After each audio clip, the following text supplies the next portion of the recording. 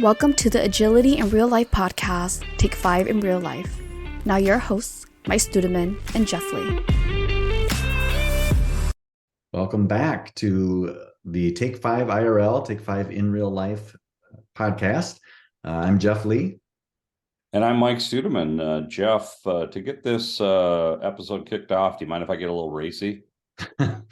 Please do, Mike. That's what everybody has been really waiting for. Well, it's not racy in that sense. I'm talking about roles and responsibilities, racy in that regard. Gotcha. I know you've Hopefully been, we don't lose a bunch of people, but if they're still on beyond that intro, they're probably going to stick with us for a few more minutes here. Yeah, they're brave souls if they made it through that. So I know you've been working with a team as a coach this week that's dealing with some roles and responsibilities issues. You want to kind of set that up for the audience?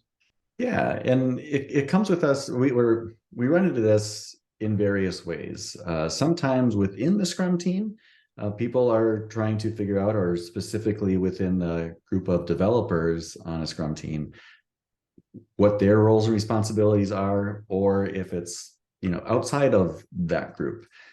In this particular group that I'm working with, they have a number of people who contribute to what Scrum would refer to as the product owner accountability. And as Scrum says, things can be delegated, and that's what they've done.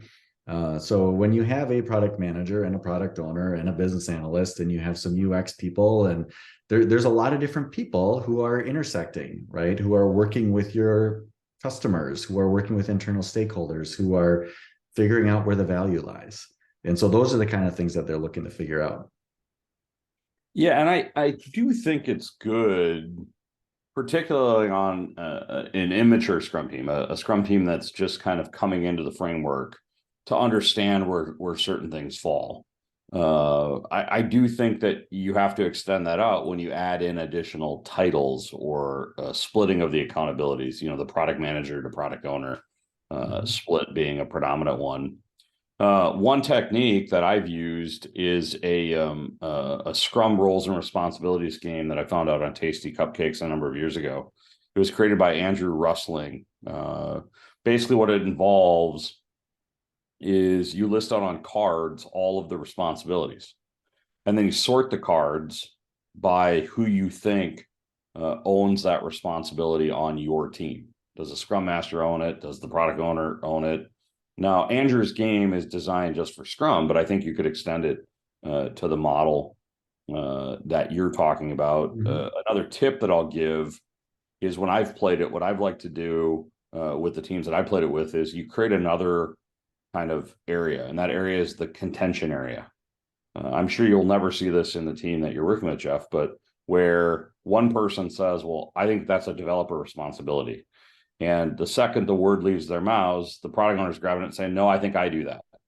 Okay, well, then we put that in the contention column, and either the agile coach, the Scrum Master, the leader, if it's a Kanban model, then has a responsibility to watch where that contention occurs when they're actually building the product, and facilitate the team through that. Try to figure out where it actually lands. So that's another tip or technique we could try. Yeah, that's fantastic. The technique that I used with them is basically, I love getting people doing quiet writing. So they came up with a list of what are the key things that you do in your job. And then also, looking through that list and looking, once everyone did their own list, looking at each other's lists, where do you see overlap or things that were close to overlapping? And so that's where we started the discussion. And in some of those overlaps, like we had multiple people who said, my job is to support developers. Okay, let's overlap that all day long, right? Absolutely. But maybe there were some others where I'm the primary person to coordinate with a particular stakeholder. Okay, we probably need to talk through that one. And so similarly, we were categorizing those into where do we need to dive deeper and where is the overlap beneficial for us. Yeah, I think the big thing to remember is, like with anything, you don't want to go too deep. You don't want to go too defined. I think you can take any technique and turn it into a liability. I mean, I've seen immature Scrum teams that have created pages upon pages of documentation about who does what, all the while they're not building product. So you can get a little racy, just don't get too racy with your Scrum team.